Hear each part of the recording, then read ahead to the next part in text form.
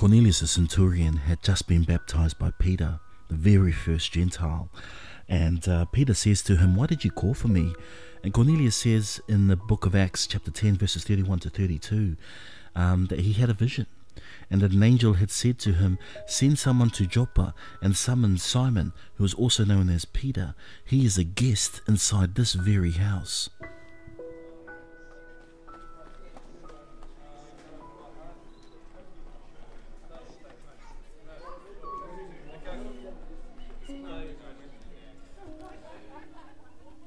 Here we are at the wedding church in Cana in Galilee, or Cana I Galilee.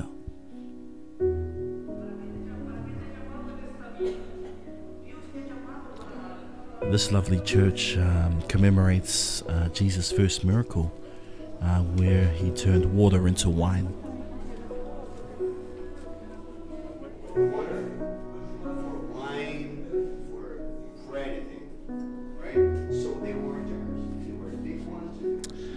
I think from memory these are big wine presses from back in the day. This encounter happens still today in the Orthodox neighborhood, and I will show you. If I have a chance, I'll show you exactly. It's amazing. This was another group who were just in front of us, also touring the Holy Land, obviously from somewhere in Africa.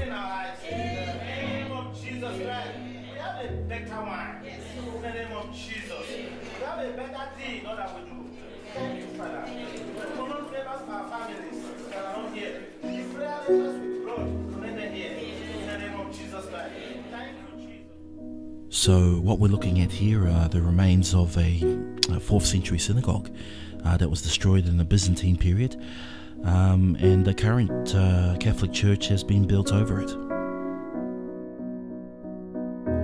The fact that Jesus' attendance at the wedding feast and his divine intervention to rescue the hosts from embarrassment taken by some as setting his seal on the sanctity of marriage. Under the church floor, through a glass tile, you can see an ancient Jewish inscription in Aramaic. St. Helene, the mother of Constantinus. It's a long story, it's a beautiful story, I'll tell it.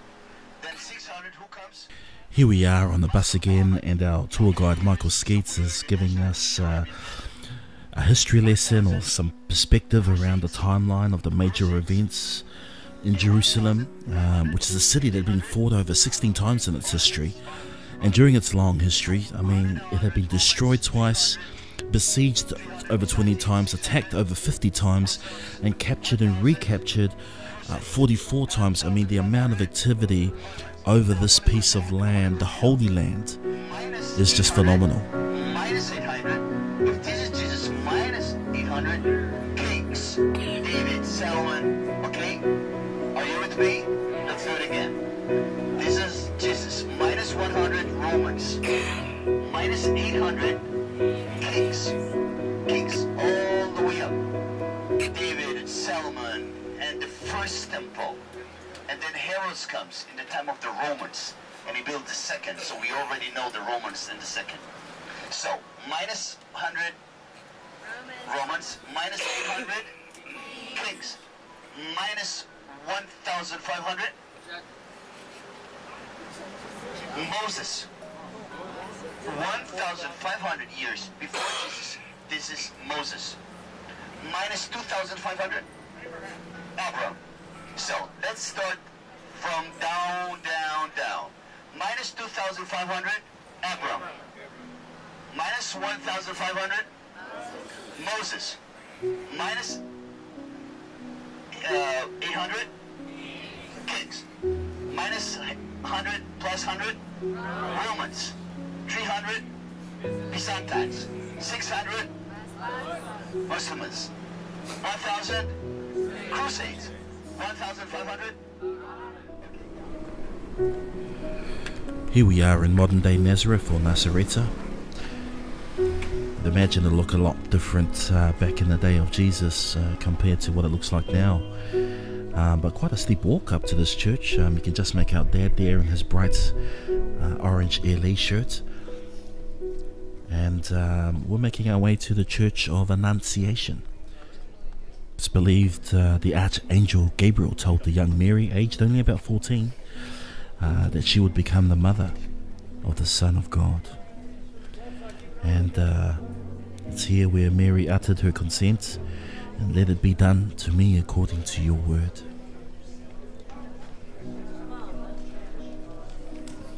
Here's Dad having a well-earned rest after that big walk.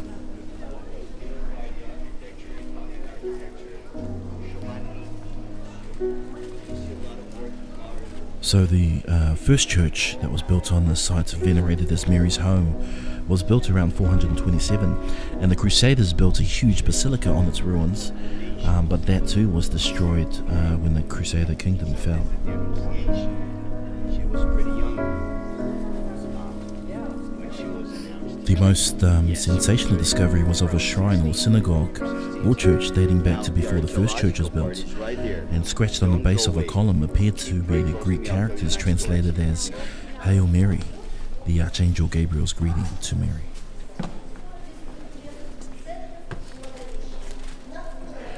Here we are about to enter the church that contains the traditional cave or home of the Virgin Mary.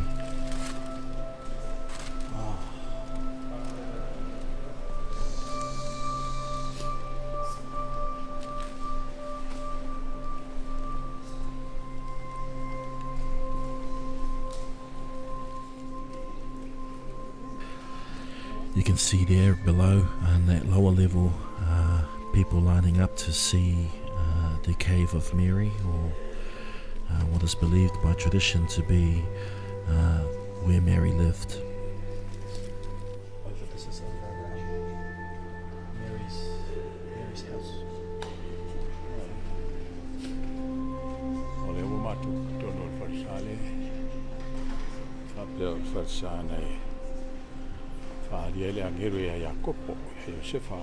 Malo Jacopo.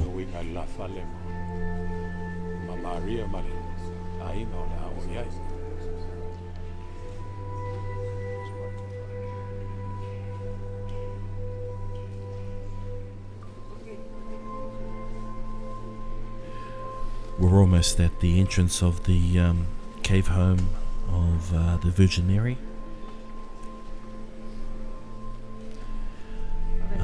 The cave is flanked by remnants of earlier churches that were on the site, and inside the cave stands an altar with the Latin inscription, "Here the Word was made flesh." So we're making our way now up to the upper, more modern level of the Church of the Annunciation.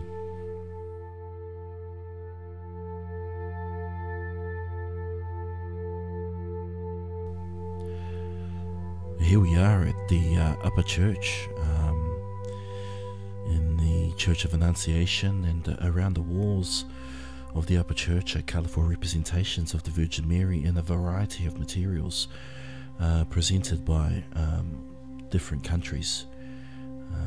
It's pretty cool.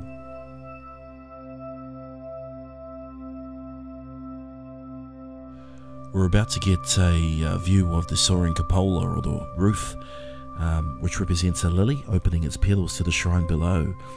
The symbolism combines the lily as an image of Mary's purity with one of the Semitic meanings of the name Nazareth, which is a flower.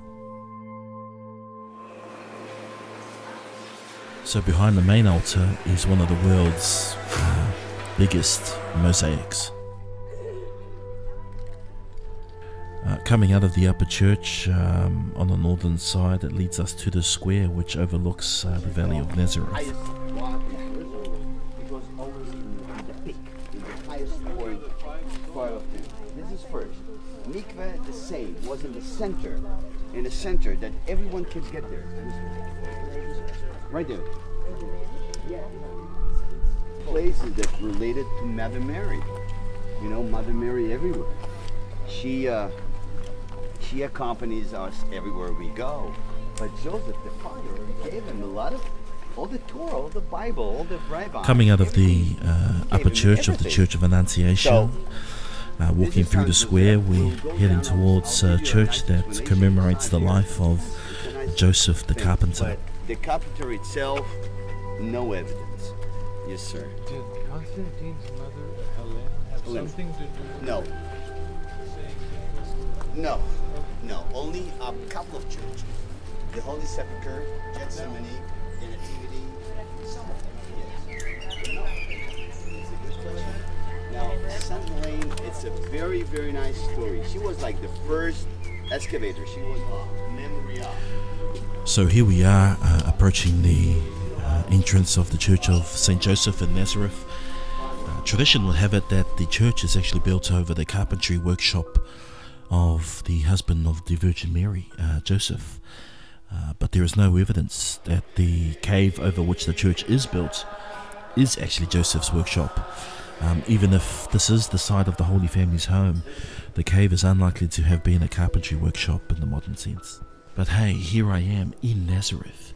I mean, that's close enough proximity for me to say that I am walking in the hometown of Mary, Joseph, and where Jesus grew up and spent a good part of his childhood. Yes, could be. This could be a mikveh, of course. This could be a mikveh, a bath, purifying bath.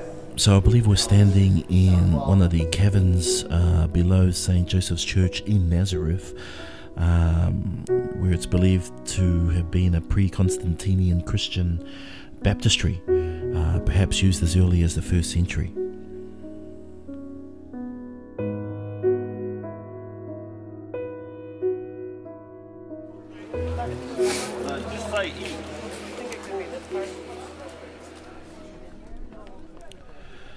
So that brings our visit to the Church of Annunciation and the Church of St. Joseph to an end.